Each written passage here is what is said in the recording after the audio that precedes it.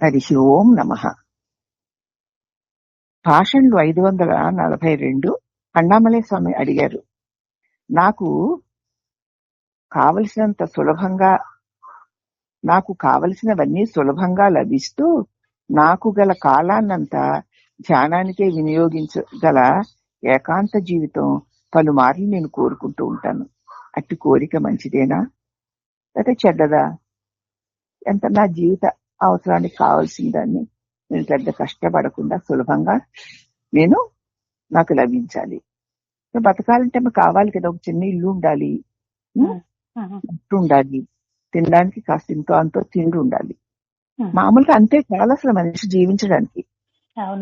అందుకే అవి సులభంగా నేను పెద్ద వాటి కోసమే నాకు సమయం అంతా ఖర్చు పెట్టేస్తే ఇంకా నేను ఎప్పుడు స్నానం చేసుకుంటాను?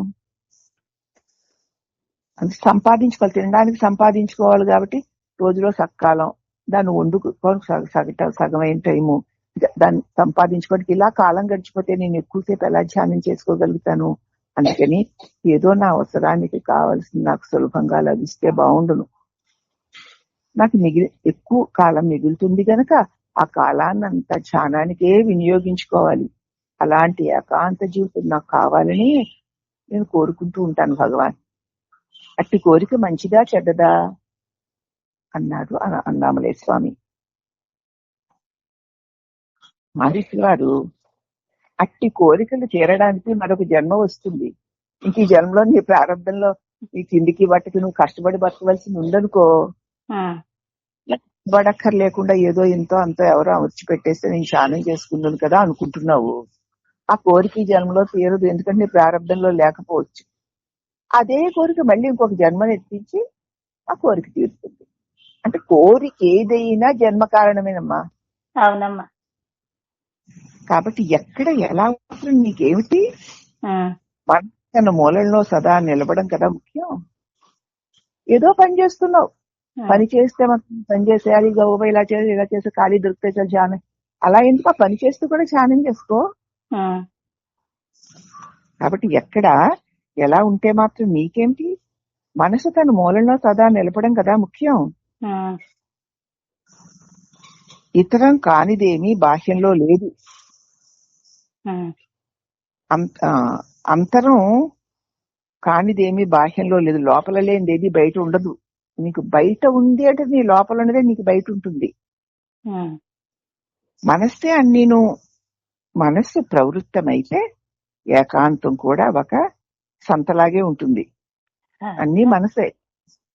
మనస్సు కనుక కదిలిందా ఏకాంతంలో ఒక్కడవే కూర్చుంటా, లోపల పెద్ద సంత.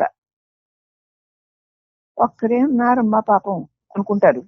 ఏం పాపం, శరీరం ఒంటరిగా ఇంట్లో ఉంటే ఉండొచ్చు గాని ఇక లోపల పెద్ద సంత గొడవే. ఎప్పుడెప్పుడో ఎక్కడెక్కడో ఎవరెవరితో ఎలా ఎలా ఎలా అవన్నీ లోపల జరుగుతూ ఉంటాయి. ఆ సంత చూసే వాళ్ళకి ఏకాంతంలో ఉన్నట్లుంటుంది. కాబట్టి మనసు ప్రవృత్తమైతే ఏకాంతం కూడా ఒక సంతలాగే ఉంటుంది. కళ్ళు మూసుకున్నంత మాత్రాన ఏం ప్రయోజనం లేదు. నువ్వు ముయ్యగలిగితే మనోనేత్రాన్ని ముయ్యి, అంతా అదే చక్కబడుతుంది. ప్రపంచం నీకు బాహ్యంగా ఉందనుకుంటున్నావేమో, నీకు బాహ్యంగా లేదు. ఆచరణకి ముందు సజ్జనుడు ఏ ప్రణాళికలు తయారు చేసుకోరు. చేయడానికి ముందు సజ్జనుడు ఇలా చేయాలి, అలా చేయాలి, అలా చేస్తే అది వస్తుంది, అలా చేస్తే ఇది వస్తుంది అనుకుని ప్రణాళికలు వేసుకుని ఆచరణ చేయరు సజ్జనుడు. మరి ఇక్కడికి పంపించిన భగవంతుడికి ఆయన ప్రణాళిక ఆయనకు ఉంది.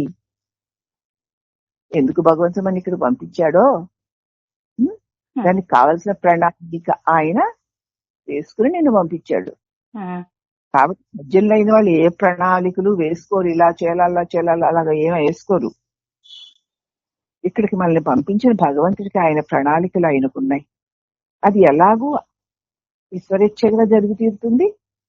కాబట్టి నీకెందుకు ప్లాన్? నిన్ను ఎప్పుడు ఎక్కడ ఎలా ఉంచాలో అలా ఈశ్వరుడు ఉంచుతాడు.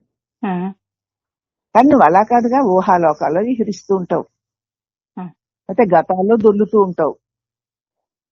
నీకేం కావాలో నీకు తెలియదు. అంత ఈశ్వరాజ్ఞ ప్రకారం జరుగుతోంది అన్న ఒక్క విషయాన్ని మనం సత్యంగా గ్రహించి దాన్ని ఒక్కదాన్ని పట్టుకుంటే చాలు సమస్త సాధనలు యొక్క ఫలితము క్షణాలు వస్తుంది. ఏది జరిగినా, ఎప్పుడు జరిగినా, ఎలా జరిగినా ఈశ్వరాజ్ఞ లేకపోతే ఏది జరగదు.